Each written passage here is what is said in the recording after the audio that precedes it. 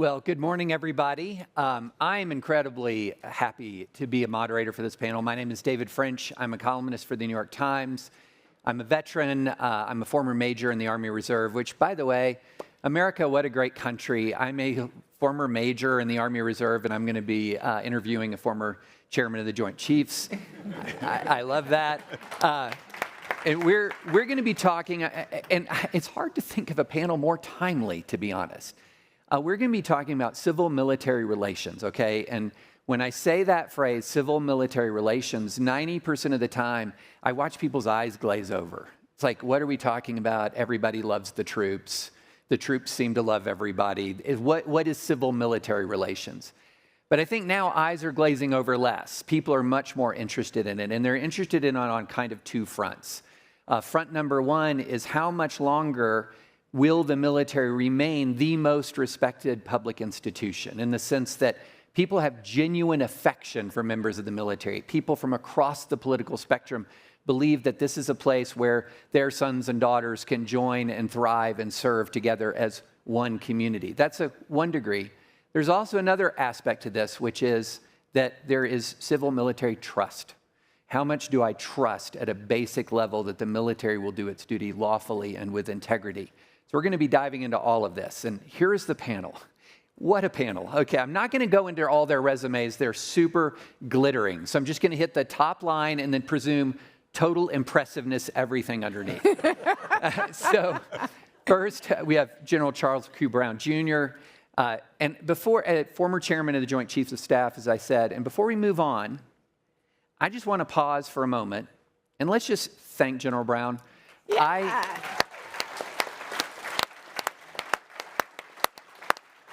If there's an American soldier and warrior who didn't get a proper send-off for his many years of service. Hear, hear. So now is your time. And also we have Peter Feaver, my friend, who is a professor of political science and public policy at Duke University. Such a compelling man that he changed my heart from pure hatred of the Duke Blue Devils as a Kentucky basketball fan. I actually kind of like them now. And my friend Corey Shockey, who is the Director of Defense and Foreign Policy Studies at the American Enterprise Institute, along with many other things. And we have the distinction and joy, frankly, of sharing experience under Russian missile fire in Kyiv in 2023, which we're fine. But I'm extremely honored to talk to this panel. Let's dive into it. So just a minute ago, I talked about sort of the increase in American respect and affection for the armed forces that was at a low point after Vietnam. And General, let me start with you. In the military, I've sort of posited to people that the turnaround of respect and affection was really rooted in a couple of things. One was tactical proficiency. We're just good at our job. Another was volunteer military. Nobody's being drafted. But another was a real commitment to integrity within the military. The military doubled down on a commitment to integrity. You've been inside it for a very long time. How does all of that play out in the course of your service? We were talking earlier about differences between could and should, and how honor and morality kind of layer over service. Well, first of all, thank you for the opportunity to be here, and thank you for the opportunity to serve. It's been a pleasure to spend almost 40 years in uniform and get to experience what you just talked about. And it's interesting when you bring young people into the military. They come from all walks of life, from all parts of our country, and now they've, in some cases, become into the most diverse environment they've ever maybe experienced in their life. And they really don't fully appreciate it. And as some folks talk about it, when you come in initially, you're not really part of the service quite yet, but it takes a few years, and then it really becomes part of you, where this service, integrity, and discipline, and camaraderie. And it's the aspect of you don't want to let down your comrades. And that, to me, is what really drives this integrity aspect of our military, and discipline aspect of our military, the proficiency and professionalism. And that's the part I really admired when I meet our young service members and when I had a chance to travel, and because they are really inspiring. And they really want to do good at their job. No one comes to work each day trying to figure out how to screw up. they want to do well. And they know how important it is. And they appreciate the admiration that the nation provides them, but it's the respect they have, with their peers and how they operate day to day, which is so important. And that actually translates whether you serve, 4 years or 4 decades like I did. I believe a young person will walk away a better leader, a better person, a better parent, a better brother or sister. I mean, just the things that they're able to do throughout their career will just make them a better person, and that all kind of happens within the military. Peter, what the general said, I think, hits on something in my own experience, very, very, very important about the American military. It really is drawn from all quarters of American society. It's like every war movie stereotype you've ever seen. You've got the wisecracking kid from Brooklyn and the guy from Eastern Kentucky who'd never been on a plane before basic training, and you get them all together, and it just really is like that. Talk a bit about sort of the way in which, the importance of that sort of drawn from the whole of society view of the American military. Well, it's important to remind folks that this high level of confidence we have in the military right now is not hardwired into the American DNA. On the contrary, I would say suspicion of the professional military is hardwired into the military, into American military. And Corey has a book that traces this, and I'm sure you'll ask her about it. But we, as Americans, tended to be suspicious of the professional military, but to shower love on the drafty, on the militia that rose in our hour of need, and then we'd give them the GI Bill, and then we would tell the professional military, go back into your barracks and we won't worry about you until we need you again. What changed in the Cold War era and since is we need that permanent military. And then you mentioned the all-volunteer force. Now it's not a volunteer force, it's a recruited force.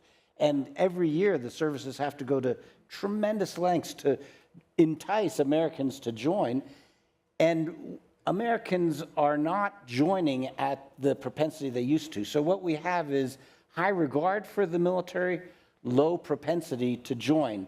Thanks for your service. I'm glad you're doing it, so I don't have to. That poses new challenges for American civ-mil. Well, I would like to turn to you, Corey, and just say, you wrote the book on civ-mil relations. What is the most important thing you want to say right now? And I can't think of a better question, so that... So, as Peter said, I mean, there is no subject on which the founders of our country were more anxious than a standing military being a threat to democracy. And while you have instances of charismatic military leaders, think of Douglas MacArthur, undercutting their political leaders, there are no instances in 250 years of the American military organizing to take over the government. That is such an anomaly, and that is what the founders were desperate to prevent. I mean, prominent among the concerns in the Declaration of Independence are concerns about quartering a militia amidst us, about the military being put above civilian leadership. 13 of the 85 Federalist Papers directly address the threat of a standing army to democracy. The Massachusetts Back Bay Colony in 1776, when they were under siege by the British military, nonetheless wrote that we view with trepidation having an army in our midst, even though it be comprised of our fellow citizens. You don't get the Constitution ratified without the Second and the Third Amendments. So what I learned most writing the history of this is that the fact that we are always worried about it is actually what prevents the American military becoming something that isn't comfortably subservient to civilian control, even when that civilian control is problematic. So we're having we're having this conversation in the immediate aftermath of a very prominent general.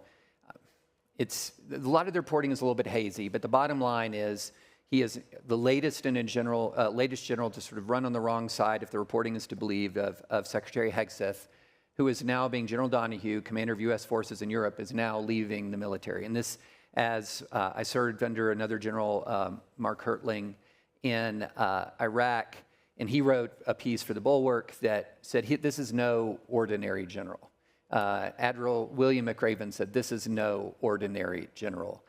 Yeah, so I think in Army circles, we have a former Secretary of the Army in our midst who might want to hold forth on this. But in What am I Army doing up here? in Army circles, CD is considered the finest combat leader of his generation. So this is the finest combat leader of his generation, and it has kicked off a firestorm that many of the other firings have not. And so I'm going to go back in reverse order here, and Corey, just hang with you for a second. One of the reasons why I think this might have kicked off such a firestorm is because his reputation to this point has been almost entirely one of universal respect. Is this the firing that sends a message outside to maybe a larger world that in this Pentagon there is no way for excellence to outrun politics? Or is that too strong to say? No, I don't think it's too strong. I mean, I should start by saying that the President and the Secretary of Defense have the right to fire any military leader they want. It's one of only two tests of the subservience of the American military to civilian control. But having the right to do it doesn't make it right to do. And this is the 24th senior officer fired or forced out of service without justification. And they have created a command climate in which the military leadership worries about punitive actions for doing their job well. And this is how countries lose wars, my friends. Well, Peter, you've been taking a close look at all of these issues. And so I don't want to have our frame be very narrow on the last 18 months to 2 years. What have you been seeing unfolding over the last 10 years in civil-military relations? Is the first norm, are the first big norm violations now, or the norm violations now building on smaller previous violations? No, I think it's important to recognize that hardwired into our civil military system is friction. Mm-hmm. It's ambition checking ambition. And as Corey said, we have an unbroken record of military subordination to civilian control, and we have an unbroken record of worrying about military getting out of control. And those two things are the fruit of the separation of powers that our founders gave us in the Constitution. And every military generation has a lament about the civilian leadership that they're dealing with. Corey and I served in the Bush administration. We both have the scars of run-ins with Rumsfeld. Let me tell you, the military had complaints about Rumsfeld. And then in the Obama years, the micromanagement from the White House, that was a constant refrain. And then, of course, when McCain was holding forth at the Senate Armed Services Committee, the lash that the military would feel from the Senate and from McCain in particular, that was a complaint. So there is some level of friction that is just normal, and good leaders learn how to develop the trust to break down that friction, to lubricate it, and to make it work. What's different now, there is something different now, and I would say it's two things. One is that feel that it's everything, everywhere, all at once. It's all of this happening at such a pace, and whereas a previous administration would fire one or two senior leaders, and you usually could figure out why after a little bit of reporting, now we're firing several dozen, and you're still months later looking for a satisfying explanation. So that's one. The other, and this is the one where I'd land on, is the inactivity of Congress. Mm-hmm. So Absolutely. Congress is the political actor that's been least active in the last 18 months. And so much of the things that we find frustrating, perhaps, or that raise questions in our mind, could be answered if Congress used their Article I powers to find out. So you asked about General Donahue. Not only was he a combat leader, he was one of the most transformation-oriented, innovation-oriented. He was heavily focused on learning the lessons from the Ukraine war and how we had to accelerate transition in the U.S. military. So these are things that the country really needs to be worried about and seized with. Congress should ask the question, well, why was he not suitable for further command? What is the problem? Surface that in congressional hearings, and if there is a problem that justified the change, well, surface that information. He's a big boy. We can deal with that. And I think the fact that Congress is not doing that, that's the part that feels different to me. General, over to you on this matter. And, you know, if you want to, you know, a lot of the generals and admirals, the flag officers have been caught up in these sweeps and these purges. You served with many of them and for many years. And I think we have to sort of try to figure out a reason because it's not been explained to us. We have not had a full explanation, unlike when previous presidents have fired generals, which is not unusual in American history. It has happened a lot. Abraham Lincoln did it very famously, and thank God he did, for example. And so it is not unusual to fire a general. It is unusual to fire so many in such a short period of time with no explanation as to why. So we're left sort of trying to figure it out.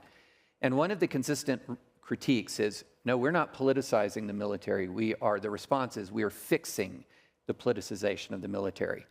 And that there was a hyper emphasis on, for example, wokeness and non-warfighting social engineering in the Pentagon prior to this Trump term. That was exactly in the sweet spot of your service, General. How would you respond to sort of that assessment? Well, having lived it firsthand, Yeah. with a phone call on the 21st of February of 2025 that terminated my career, you know, yes, there were some aspects of a lot of activity on areas that this administration is frustrated with. But I will also tell you there was a lot of activity focused on all the aspects of lethality, warfighting, professionalism. All those things were going on. And just because a change of administration doesn't automatically change all that within the military. And so from some of the things may have gotten overplayed in certain aspects, but there's a perception and there's a reality. Mm-hmm. And I will tell you that all of our service members, no matter their background, all they ever want is an opportunity. They just want a fair shot. And that's all I've ever asked for throughout my career, just an opportunity. And I've said you could maybe be a token one time. Every other time you got to deliver. Mm-hmm. And that's the aspect where, you know, it's a fair system, but what's starting to happen now, it's not about merit. Mm-hmm. And if it's about merit, you could just take a look, and if you could surmise why some of these individuals are getting removed. I'm not going to put judgment on that, but I think it's important that we understand that all these people that are being removed are very well experienced, and my concern is that the impact it has on those that are still continuing to serve. Are they going to have a fair opportunity to advance in their career going forward? And anecdotally, I know some folks that have some concerns about that, whether they're going to have a fair shot and a fair opportunity to bring forth their talent. One of you want to fill in who's being removed? Yeah. So 24 senior officers forced into retirement or relieved, and disproportionately women and people of color. And the administration is attempting to create the impression that these people were not qualified for their jobs, as opposed to, can you imagine how much harder it would have to be to become the chief of naval operations as a woman? So they are attempting to create a sense that the merit system isn't functioning. And in fact, the merit system of choosing leaders in our military is being corroded by Secretary Hegseth in the way he's removing officers from promotion lists. And I would just add, the other thing we're seeing is that the military is being forced into the center combat arena of our culture wars. And there are legitimate disagreements on this or that policy that Republicans and Democrats have, and we have a political system to sort that out. But what both parties are doing, and this is not limited to the Republicans, Democrats have done this too, they have made the military combatants in the culture war. And I want us to have a norm that of non-combatant immunity for the military. We say, we will not fight through you, we will not hide behind you as a human shield. We, the civilian political branches, will decide a contentious policy, then we expect you to carry it out, and the next time the opposite party gets in power, we will not punish you for having carried out those lawful orders. That, to me, is the most pernicious part. If you think that the Biden-Austin team overdid DEI, fine, you can fix that now. But don't punish those who saluted and obeyed and carried out the policies when that was the lawful policy. Otherwise, what's going to happen the next time the Democrats get back in power? Are they not going to then just return the favor, and now we have a cycle that has politicized it? We've seen this in other great powers. Stalin did it before World War II. Xi Jinping appears to be doing it right now. Why would we be doing it to ourselves? That's what I worry about. Can I add this? That's a great point. Yeah, can I add to that? And it's maybe understanding the role of our senior military, particularly. Oh, I was going to ask you that. Okay, well, yeah. But you want to ask the question? I can go in, So, General, help us understand the role of senior military officers as advisors to the president. Well, the duty title for the chairman of the Joint Chiefs is the senior military advisor to the President, Secretary of Defense, and National Security Council. And the key word in there is advisor. And when you think about our civil and military relations, we have a chance to advise on the policies that are being made. And it's not so much that we're going to pick a policy, we're just going to advise on the policies, we're going to talk about what the impact is to the force. What are the positive aspects, what are the more challenging aspects, and then we don't make the decision. And then the civilian elected leadership, they make the decision, then we implement, as if we made it ourselves. It was the same thing when I became the Chief of Staff of the Air Force. It's interesting because I had zero authority. I had a lot of credibility, but zero authority. The Secretary of the Air Force has all the authority. And so you're just trying to help them be successful. And as Peter and Corey have described, you don't want to punish the military members for saluting smartly and actually executing. That's what you should expect us to do. And unfortunately, that's where I see certain individuals may be getting punished for or being used as pawns in this culture war aspect. And our service, they just want to do their job. Yeah. Just give us the resources, the capability, the training to do our job, to defend a nation. That's what they're most focused on. Sticking with you, General, for a moment, I've heard some actual anger expressed at the military over the Iran war, in the sense that they say, heard people say things like, well, he had to go to Congress to get approval for these strikes. The military shouldn't carry out strikes without a declaration of war. That is a legal argument that I make myself, that he should go to Congress to get lawful authorization. But I do not make the second argument, which is then the military has an obligation to disobey in the absence of that congressional authorization. Take us into that room. How do you even have a role in that question? Actually, I've been in a room with a couple folks here in the audience where I listen to the conversation, but I don't have a dog in that fight. I don't have a vote in it. Because that's more on a policy and political aspect of whether you go to Congress because of the War Powers resolution to make a, and so I listen to the conversation, but I'm not involved in the conversation. And I mean, that's the interesting thing about being the chairman, because you sit in the Oval Office or in the White House Situation Room or on calls where it's not only providing your military advice, but you're hearing all the other context of all aspects of government, where you're learning a lot by listening to it about how you can provide better military advice to fit into what the president is trying to achieve. But there's aspects of this that they're not going to turn to you and ask what your vote is, because you're an advisor. You don't really have a vote. But they can ask you what the impact is on certain aspects of it, but not so much that particular when it comes to war powers. A key part of American Civ Mil is that the military will carry out a lawful order, even an order they think is wrong or foolish, and they'll risk their lives on behalf of that order. that civilians have the right to be wrong, and the military should not police that. Voters police that. If the civilians are wrong, then voters should vote them out. But the argument you identified is actually a very common American dysfunction that we have, which is we often say, this problem is too big for us, let's ask the military to fix it for us. So they're saying this problem of the war powers between Congress and the executive branch is too big for the civilians to solve, let's expect the military to police it and solve this for us. And that's not their job. Absolutely. If you are relying on the military to save the republic is already lost. It is not their job.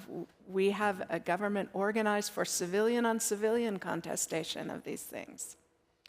Corey, when you said that, if you're relying on the military to save the republic is already lost. I've wanted to be like an old church lady waving my hanky, like amen.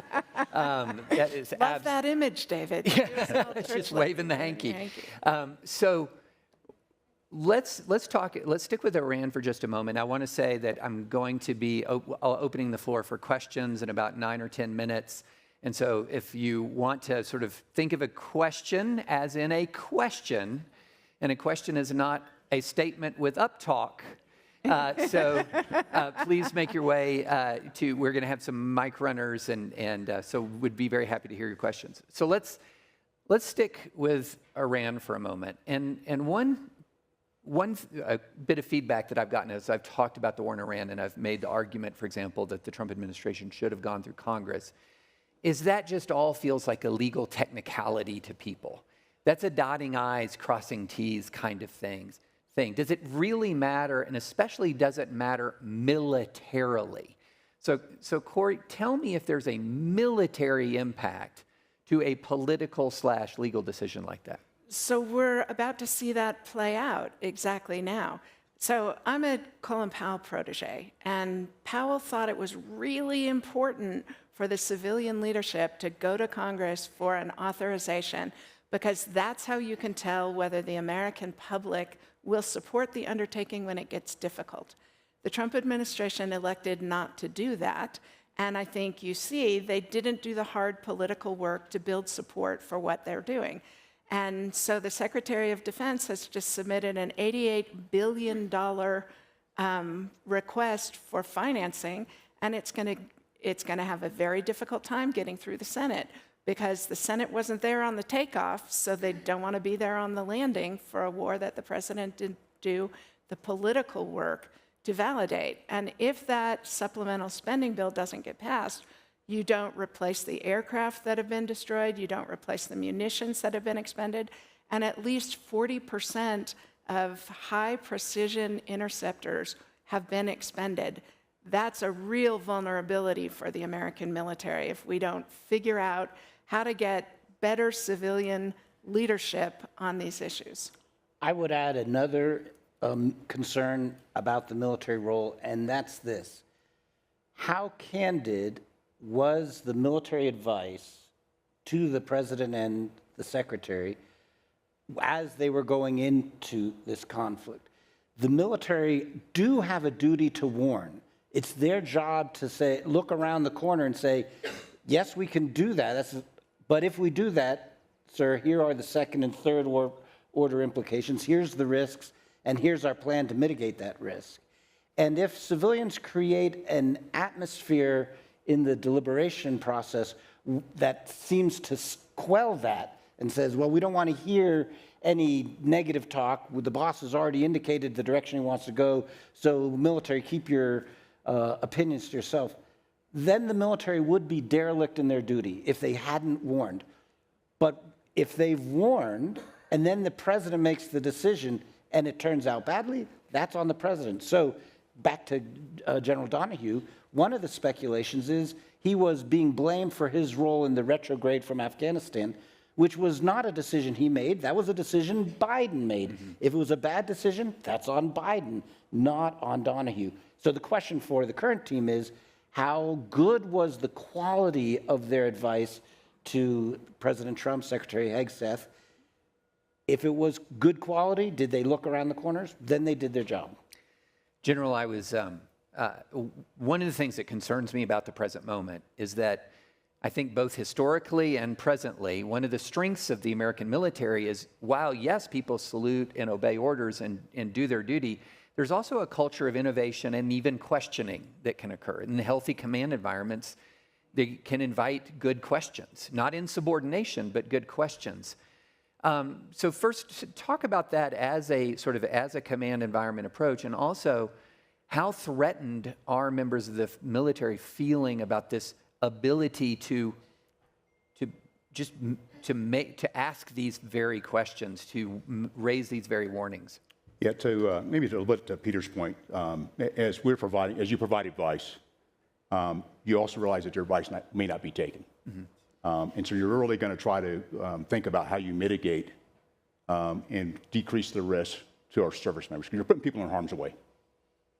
And I think the one thing that really has always bothered me is when, as a service chief and as a chairman, when you get a notification that there was a death. Because I realize that someone's going to roll up to a family member's home in a service dress uniform to say your son, daughter, husband, wife, brother, sister, no longer with us. That weighs on me.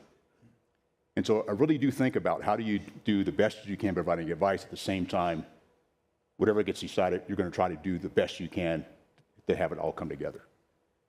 Now, to your question, the other part of this is when you think about a force that is well-educated, very motivated, they're going to challenge you. And as the Air Force chief, I said the Air Force is like a bunch of toddlers.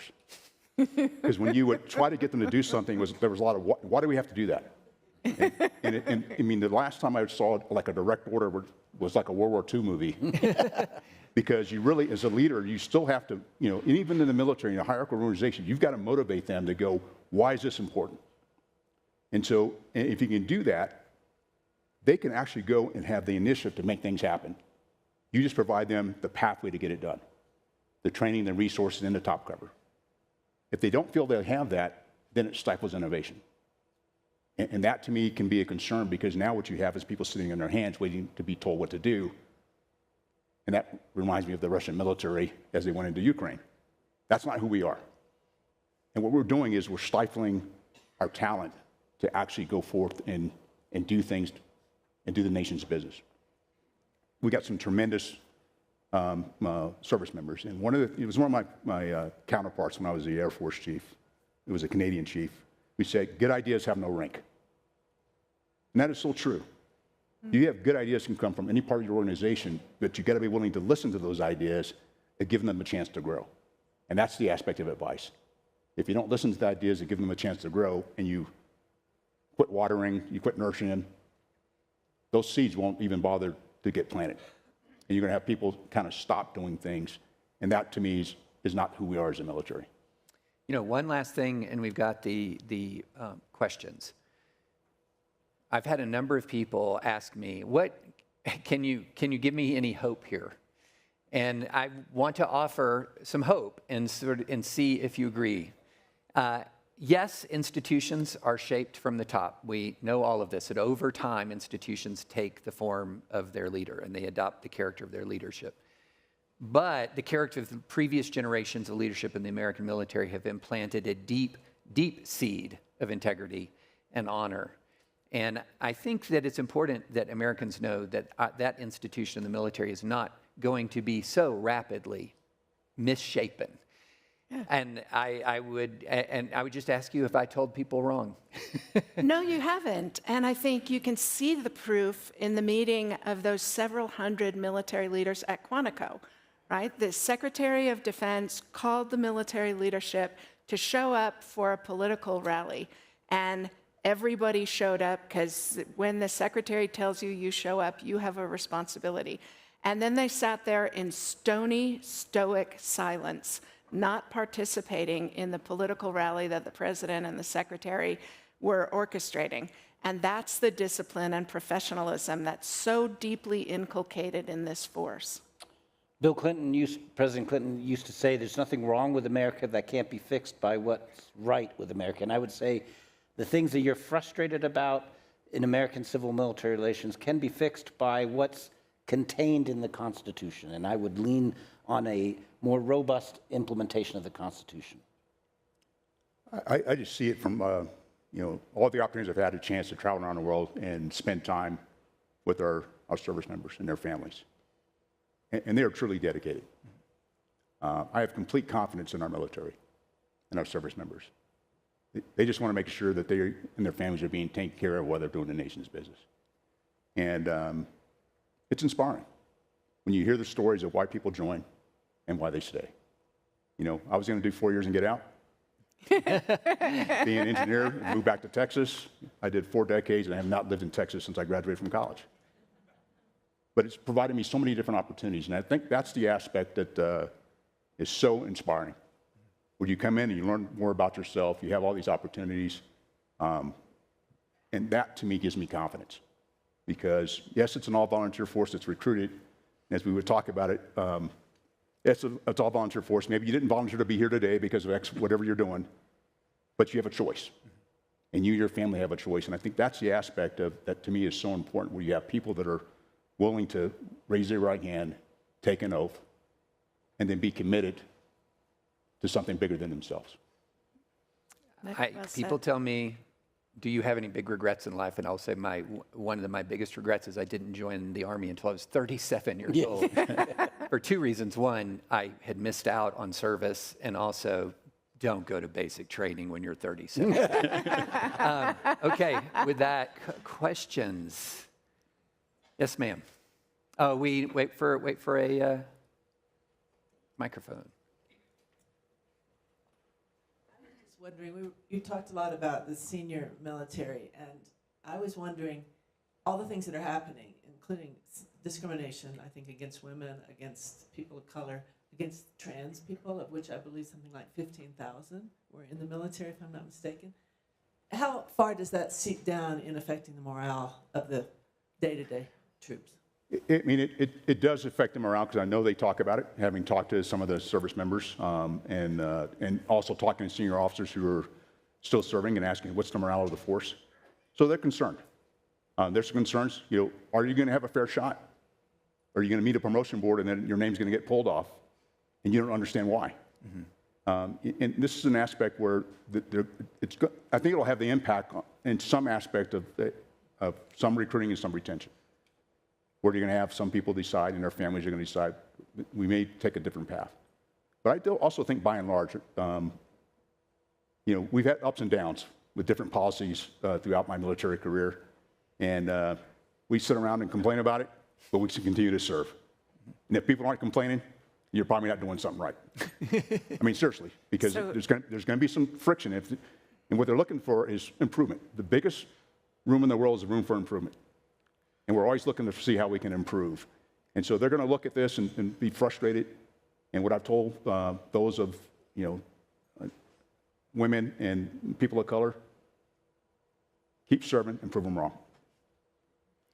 I think that's the most important thing you can do. I would add, though, that there is a large proportion of the military that enthusiastically welcomed President Trump and Secretary Hegseth, and may have thought, golly, we needed to move the ship a little bit more in this direction from where we had drifted. And you saw that in when the president went to Fort Bragg in June of 2025, he got a very different reception from the rank and file than he got from the senior military. And so that is also part of the story here. And the challenge, of course, is to say, regardless of what your political views are, you are pledging your life to carry out the orders of whoever the voters have picked to be president. And so you should be a nonpartisan institution, not cheering or booing this or that party member. So there was a lot of civil-military friction during the Clinton administration. The president famously having dodged the draft to go to Vietnam, a lot of culture issues. And one of my favorite reflections on civil-military relations comes from Elliot Cohen, a fellow scholar of this issue, during the presidential election in 2000. And he said it's really important for George W. Bush to get elected so that the military can learn to hate Republicans again. And it goes to General Brown's point, like, they mostly don't like the civilian leadership. They mostly think they don't understand what's going on. I don't want to steal your your contested stagecoach quote. I feel like this is the perfect time for it. So one of my favorite reflections on American elections comes from the short story writer O. Henry, who said that American elections are like riding in a stagecoach. At some point, you just want to be bruised in a different place this time. All right, another question over here, sir. So I'm curious about which president do you guys think had the best relationships with the military and why? Ooh. Oh, that's a great question. I think probably George Washington, because the American military leadership was of his selection. It's also true, though, that George Washington wasn't a very good general. He kept writing operational plans. He didn't have a military that could execute. What saved him was he was a brilliant leader, and he emboldened, as General Brown was talking about the culture of the American military to this day does, he emboldened these young sparklers, Alexander Hamilton, Nathaniel Greene, Daniel Morgan, the Marquis de Lafayette, to go figure out how to do what needed doing. So Washington's a great example of harnessing what the military can do well to a political agenda. Abraham Lincoln, not afraid to fire three leaders of his military during the Civil War. And by the way, 2 of them ran for political office while on military duty, right? Let's see. Who else do I really like? Well, Peter and I actually have a running gun battle over whether Franklin Roosevelt was a good military leader. And I think he was, and Peter thinks he wasn't. I will say a president who you would have expected to have great relations but did not was President Eisenhower. And remember, he ended his term warning about the military-industrial complex and expressing frustration about the civil-military relations, stormy relations that he endured in his 8 years. So it is a very, very hard assignment to lead this military. And we're just fortunate that leaders have managed to stumble their way through it by figuring out how to have trust relations with their military counterparts. General, I bet you don't want to rank the presidents you served under, but is there a form of presidential, if you're going to say, what is the form of presidential leadership that is most effective? Well, it's really interesting because you really don't get a chance to fully experience it until you really become a service chief and a chairman or a combatant commander, where you actually have a close interaction with our civil military apparatus. Because when you're at a much lower level, that's stuff that's, we're trying to figure out how to fill the flying schedule every day, not worried about what's happening back in Washington, D.C. And so as you walk into this, you're just going to do the best you can with whoever's in charge. And that's the aspect of working in the military, that's you're going to have different leaders throughout your career, and you don't get to, pick and choose what unit you go to go, I'm going to that unit because of that leader. And you'll have a mix of leadership styles. And that's the beauty of serving in the military. You learn how to, as we say, adapt and overcome. How you adapt in these various different leadership styles. And each president comes in with a different set of leadership styles. And that's what we're able to do. And I think we were pretty good at doing that as a military. Yes, sir.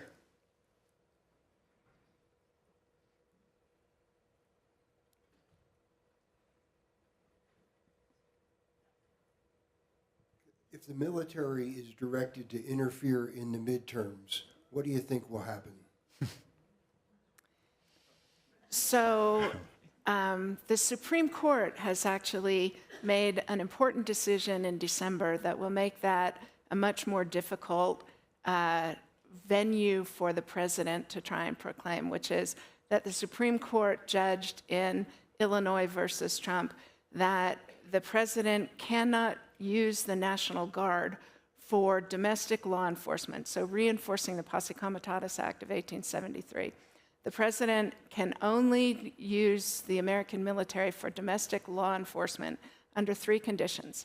Either a governor requests it, the president declares an insurrection is occurring in the country, in which case he has very wide latitude, or Congress passes specific legislation. And I think two of those three things are unlikely. And the third, the president potentially invoking the 1807 Insurrection Act, the courts could very well intervene because it's not clear constitution. David, I defer to you, but it seems to me that it's not clear that the president has sole authority. When George Washington invoked the Insurrection Act during the 1793 Whiskey Rebellion, he had to have a Supreme Court justice validate that an insurrection was actually occurring. So the law is less clear on whether the president has sole authority on that. So I'm less worried about that. I should also say, though, that it's not impossible for me to imagine that a red state governor would request military deployments. Ulysses Grant had the American military not only guarding polling places when he was president, he had them actually doing the vote counting because he did not trust elected Southern officials from the 11 formerly seceded states to count them fairly. So there are precedents. So the legal answer is that the Insurrection Act is the single most dangerous law on the books in the United States of America because it has one provision that says you can call up active duty troops. So Trump v. Illinois was about National Guard. He did not use the Insurrection Act. He used a different statute there that the Supreme Court shut down. I thought very properly shut down. So the Insurrection Act says part one is, as you were saying, governor requests, says I cannot enforce order, then you can have active duty troops. But the sections following put it entirely at the discretion of the president. And what we have seen throughout the last 10 years or so is that when Congress writes a statute and delegates its power to the President of the United States, almost absolutely, that the courts will uphold that delegation of power. They will say, you did it, it's on you. And so I am less worried about the Insurrection Act than maybe I should be, mainly because I think there are sufficient, this might be the least well-aged comment in history on tape, but I still think there are sufficient political safeguards and guardrails against a direct invocation of the Insurrection Act. But I am worried about what Corey was talking about, red state governors who, by the way, just have their own authority to call up the National Guard without any sort of federal control. So, and that the federal government would then have to federalize the Guard to contradict the governor's orders, which President Eisenhower did during the Civil Rights movement and Civil Rights era. So that is not the top of my worry list, but the Insurrection Act is a dangerous, dangerous, dangerous statute. Yep. All right, one last question. Ma'am.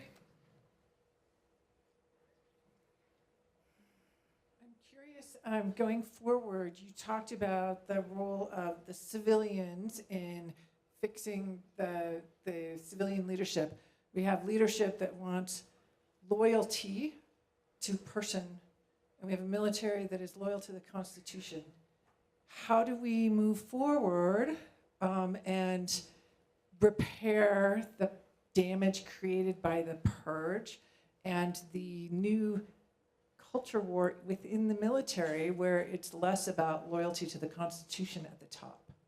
Peter, this is your wheelhouse. Well, my concern is that we need to show restraint by both parties, and the voters need to demand restraint from their party leaders. So Republicans need to demand restraint from Republicans, but the real temptation will be if and when Democrats seize the executive branch again, win the executive branch, will they swing the pendulum wildly in the other direction as a correction, perhaps an overcorrection?